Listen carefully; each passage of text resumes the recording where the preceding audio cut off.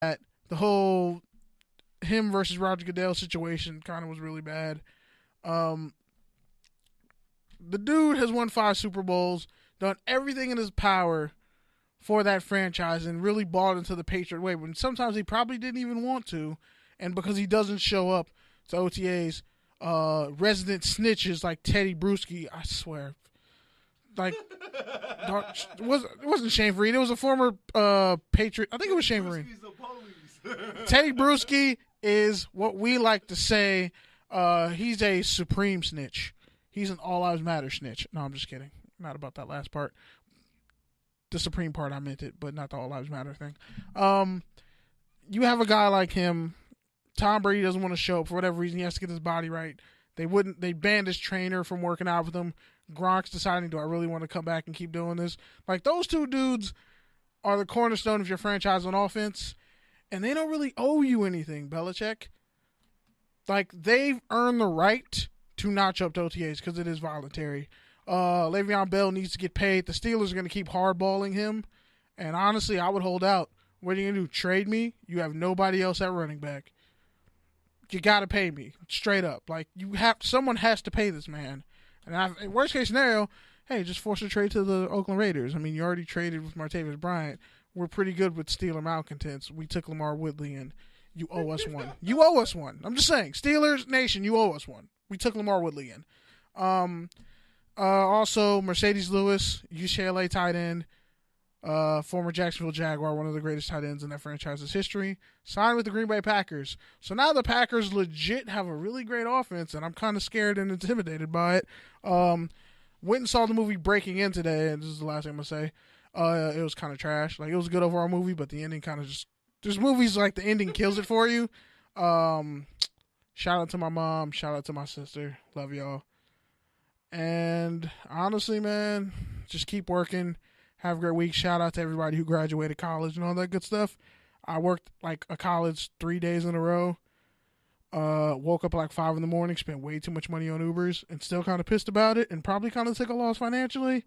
But it was worth it because I'll be graduating next year, and I can't wait to be done with this shit. Love y'all. I'm out. All right, just unmute mine, not mute mine. All right, man. So I'm going to get a little emotional here, so just bear with me. Wait, mute Booze. All right, you good? Mine should be the only one with the light on, Woo. I mean, KB. There you go. Perfect. All right, man. So pretty much what I want to say is this. Over the past, 2 years, damn near, we've been growing this show / audio brand / podcast broadcast experience. And it's definitely been a journey. I've learned a lot. I've Googled podcast strategies more times than you can even think. And honestly, man, a lot of people see the movement. A lot of people think it's cool. A lot of people appreciate it. A lot of people are able to contribute their double taps on Instagram and their retweets on Twitter, which is fine. I appreciate that. But a lot of people don't really support the movement. And one of the reasons why I say that is because a lot of people hit me up on Thursday like, what are you doing? Same thing I've been doing the past 73 weeks. Sitting here across from KB somewhere talking about football and life. And so the reason why I bring this up is because couple things. One, yes, I want to learn about podcast and broadcasting, and my mind is open to new strategies and new formats and new things like that. But honestly, I really don't give a fuck about what anyone thinks about the show except for KB. And even that, KB knows sometimes I really don't even give a fuck about him. And that's just keeping it 100. But the reality is this Touchdowns and Tangents experience is exactly that. It's touchdowns, it's football, it's scoring, it's everything you love about the game, as well as tangents, as in culture, as in why the game matters to society, to humanity, and to entertainment. And so to sit here and have a guy like Conner Faulk, who we've known for multiple years, we've done podcasts with before, and to have him come on, and he's really been one of those people that likes our stuff And now to have him come on and give us some of his time and some of his expertise, like, I really appreciate that. And then to sit here and say that my football big bro, my brother, one of my mentors, one of my inspirations, this guy's always been doing it, going his own way, making his own travels, going through school, doing what he has to do, taking care of his family, taking care of his girl, his dog, whatever he needs to do. This man has always excelled at it. And that's really why I appreciate my man Ruben Woo here to my right. He drove all the way here from Eastville, an hour and a half, to not just share his opinion and to share his football, but to really just co-sign and be a part of the movement. And I really appreciate that because, like I said, man, there's a lot of people that like it, see it, appreciate it. But Woo's really been there throughout the whole experience from when we were cutting it in the room.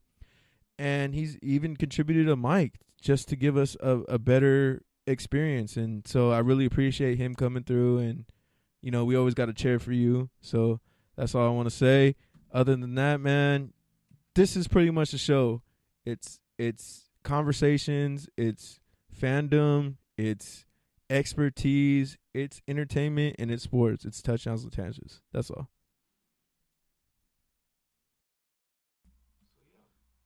All right. First off, I just want to say thank you to both of you guys for letting me, come down and, give my opinion on stuff.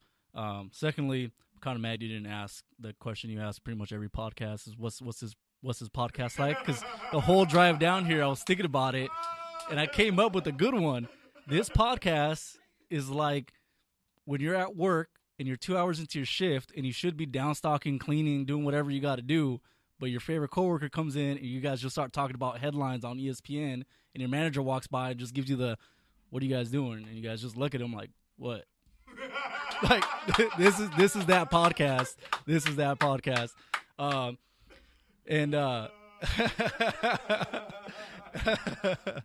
I mean, I know Pete says this a lot about creating content, but check out my Instagram. Just quick plug at Tale of a Trio. That's TALE_of_trio. I also have another one, TOAT_ photography. So one thing that I know these guys have touched on before is branching out outside of sports. And just from my experience, I just want to tell everybody listening who's playing football, who's playing sports, don't be afraid to do something else other than that. I know you guys love it. I know you guys are passionate. I know you guys put in hours and hours of work at the gym, at school, whatever you guys got to do to start on the field. But this game, especially football, it's not nice. Like, you will get hurt eventually, and I learned that the hard way. So branch out, find your passion, and what Tale of a Trio means is telling your story. The trio in Tale of a Trio is me, myself, and I. So I'm using my art, which is photography right now, and I'm dabbling in videography as well. But it's just something to take your mind off of things. Find something, find poetry, find podcasting, and do all that. And the crazy thing is, we live in an age where the world is open to you. You want to learn something, Google it. Go on YouTube. Like Pete said, he's spending all this time putting in the hours, looking at, how do I get my podcast out there? What strategies can I do? How can I improve? And if you guys are listening, you guys don't know these guys, I'll tell you one thing: they're passionate. And one thing that, besides Pete being my really old friend, is that the passion comes through on the airwaves for sure. So anybody who's thinking about starting a podcast, thinking about picking up photography, thinking about just going out there, just do it. Stop thinking about it. Do some research and just do it. Yeah, man. Well, we appreciate that was amazing. Yeah, that really was. This podcast was amazing. Everything was amazing, man. Appreciate you for pulling up. Appreciate the good vibes.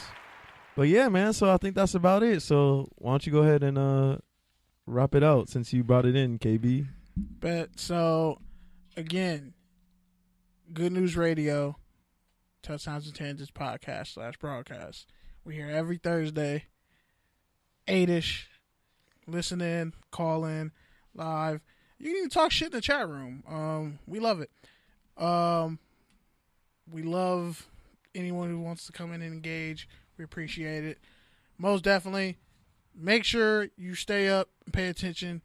Good News Radio, last episode 200, coming next week, next Friday. Yeah, June 1st. Man, it's gonna be crazy. It's gonna be amazing. We'll be there. Bring your bladder. Bring your bladder. Bring a designated driver. Bring NDAs if you need to. Bring your Uber code. Yep. Just everybody share an Uber code. Why not? Your consent form next to your condom. Yep. And, say a couple prayers before you leave the house. We love you. You can get at us on Twitter, Instagram. TDs_tangents. Yep. Podbean, Stitcher. Soon to be Spotify. I don't know, man. I'm still waiting. But anyway, we thank you. We love you. When's Tidal taking podcasts? Peace out.